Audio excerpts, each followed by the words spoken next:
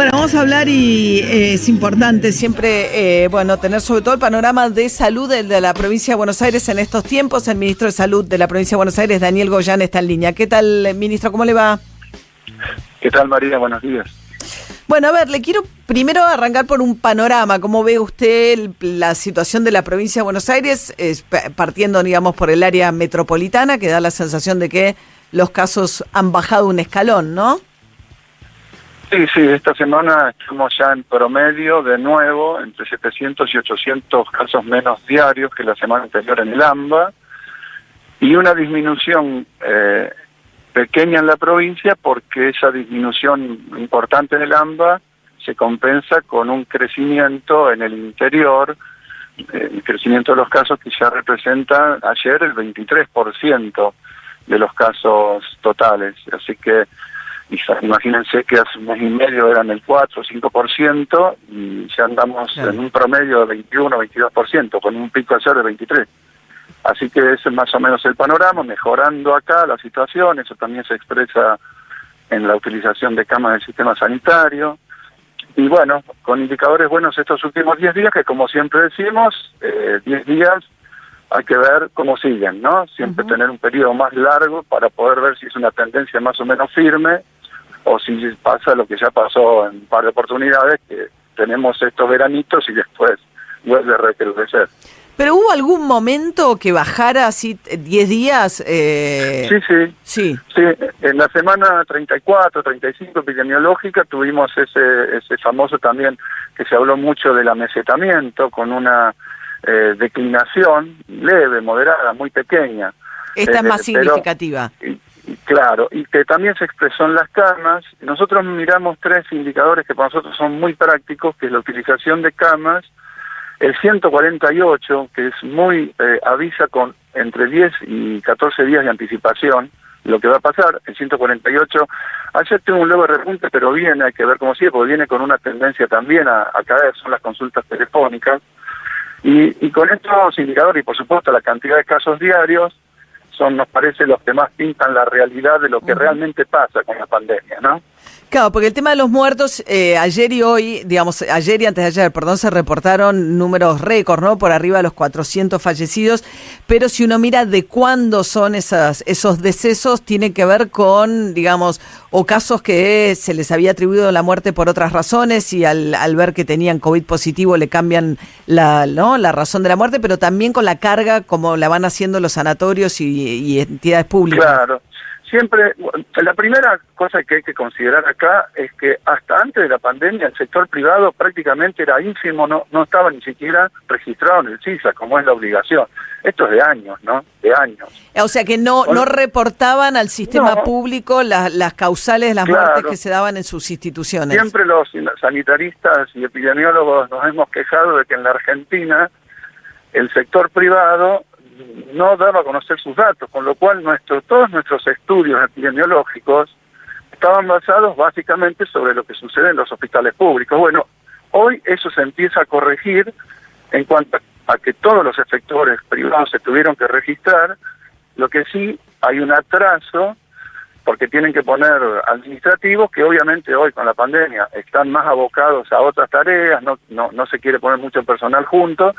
Pero nosotros estamos fuertemente, ya hace un mes, intimando fuertemente al sector privado que cargue los datos para que no se vaya produciendo un desfasaje. ¿El sector público los carga a tiempo? No es que se va a perder, pero vamos a terminar la pandemia y vamos a estar todavía 3, 4 meses cargando los datos que no se cargaron en su momento. Esto es una cosa que pasó también en España o en muchos países, incluso europeos, porque hay una tendencia a no registrar rápidamente este tipo de certificados de defunción, ¿no? En el sistema CISA. Acá estamos intimando muy fuertemente. De hecho, en los hospitales nuestros, los directores tienen orden de cargar inmediatamente, pero nosotros también tenemos muchos hospitales municipales, estamos también trabajando, y muchísimos sectores privados que también lo estamos intimando fuertemente, estamos conversando, pero lo tienen que hacer, digamos, ¿no? Es decir, apresurar la carga para que no se retrase tanto, ¿no? Claro, estamos hablando con el ministro de Salud, Daniel Goyan. No, claro, es muy importante que las cifras estén. Igual eso después se puede corregir, digamos, cuando las cargan con la fecha donde el deceso se produce, pero es ideal para tener un panorama más claro que se vaya haciendo más acompañando en tiempo real, ¿no? Que en forma diferida, por ahí que es lo que está pasando ahora. Y tal cual, porque además nosotros venimos diciendo que es una enfermedad que produce mucha mortalidad, aún llegando a una terapia. Obviamente, si uno ya no llega a una cama, se multiplican la mortalidad. Pero aún llegando a una terapia, los pacientes tienen, sobre todo los mayores, una mortalidad alta con esta enfermedad. Entonces, si eso no se expresa también en el tiempo adecuado, es como que alguna parte de la población cree que estamos bien, en términos de que no hay tanta mortalidad, y en realidad no es eso. Esta enfermedad produce una alta tasa de mortalidad. Diríamos, en términos relativos a la cantidad de gente que se enferma es baja, pero son muchísimos los que se enferman. Claro. Entonces ese porcentaje, en ese número, representa lamentablemente mucha mortalidad. Claro, es un porcentaje chico de un número muy alto. Estamos hablando con Daniel Goyan, ministro de Salud del gobernador Axel Kicillof. Ministro, el tema, ayer presentaron este nuevo método de detección o de diagnóstico, ¿no?, del coronavirus. ¿Cuántos kits, o no sé cómo llamarlos, porque es distinto que el kit habitual, no es el hisopado habitual, cuántos esperan tener para poder utilizar? Mire, nosotros ayer ya estuvimos con el ministro de Nación. Tengo entendido que Nación ha hecho una compra importante, no me puedo equivocar en el número, pero creo que anda por los 250.000 para una primera ya compra, y las provincias que quieran comprar también lo van a poder hacer.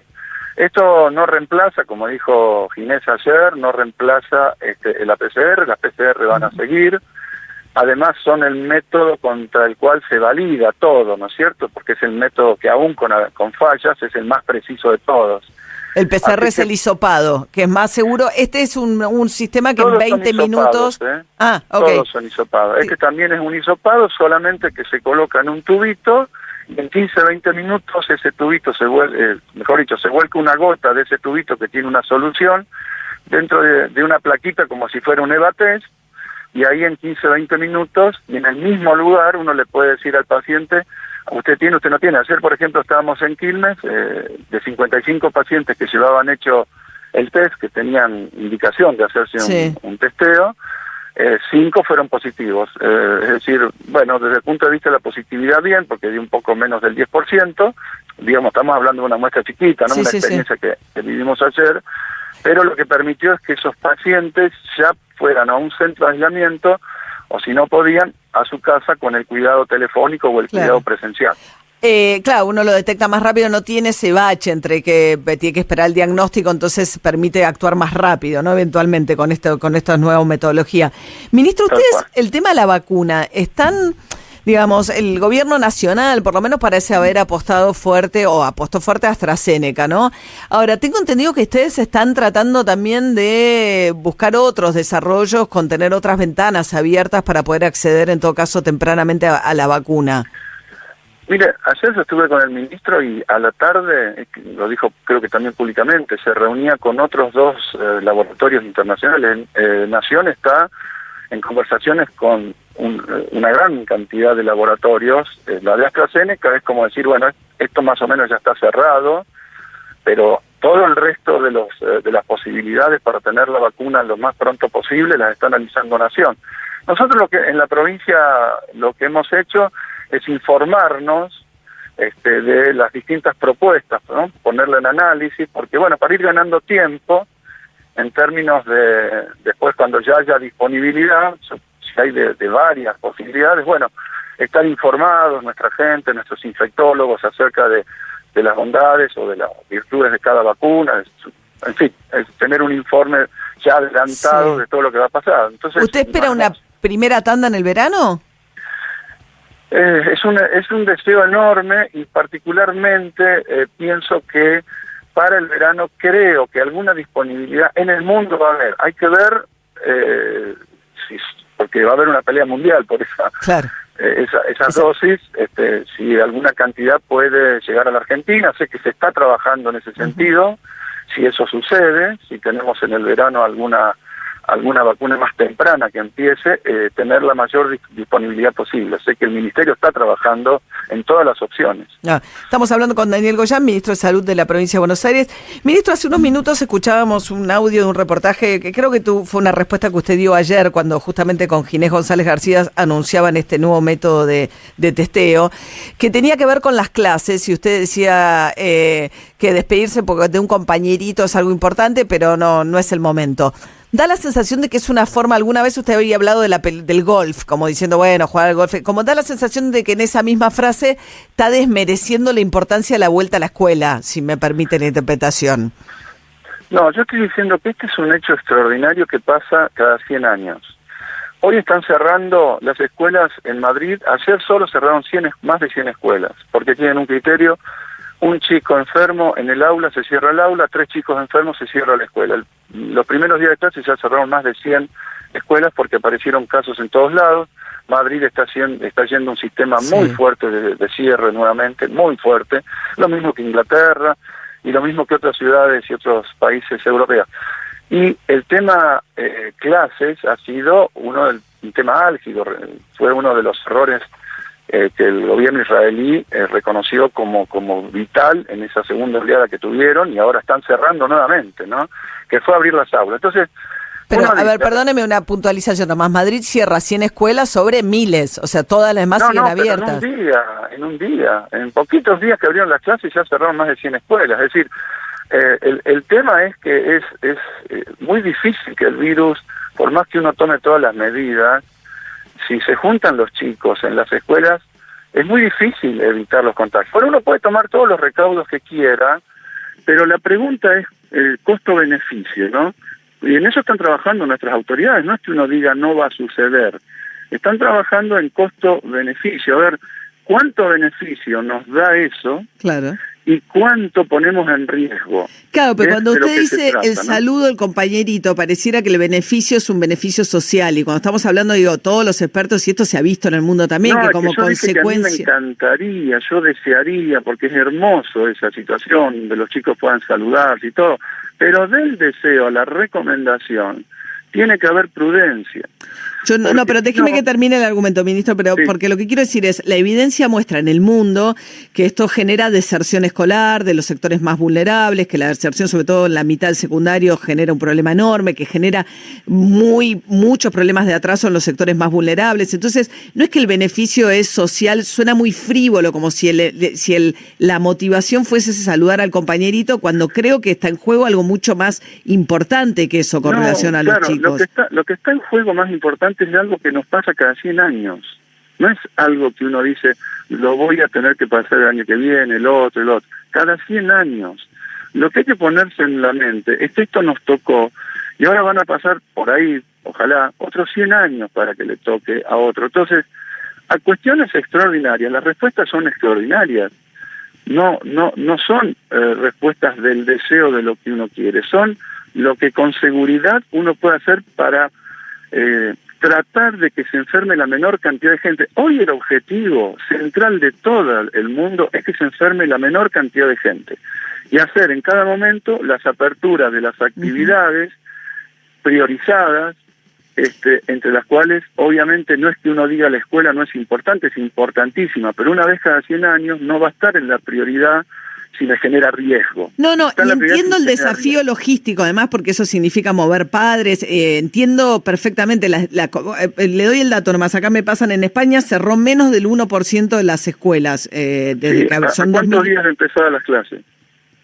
Las clases empezaron ahora, hace poquitos días en España.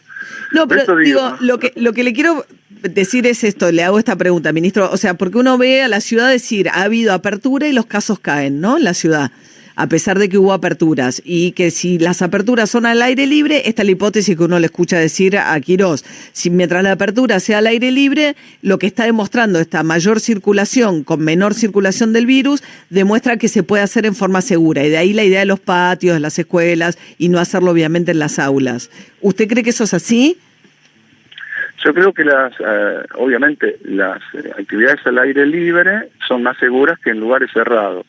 Ahora vuelvo a decir, nosotros hacemos una consideración con los expertos, que es de tipo epidemiológica, de tipo sanitaria, y después son distintos sectores los que evalúan, porque esta es una visión, hoy la más importante porque es resguardar la vida, pero no es la única, y se evalúan estas cosas. Y también tener presente que nosotros en el conurbano bonaerense siempre vamos a estar 2 o 3 o 4 semanas más atrás de lo que puede ir haciendo la ciudad, por la dinámica que ya explicamos siempre de cómo es la enfermedad. Con lo cual, no quiere decir que si la ciudad hace una cosa, automáticamente la podemos hacer nosotros. Técnicamente tenemos que esperar un poco más, porque en el primer cordón tenemos 1.000 casos menos para 100.000 habitantes, es decir, más posibilidades de crecer todavía. Tenemos que ir jugando con todo este equilibrio.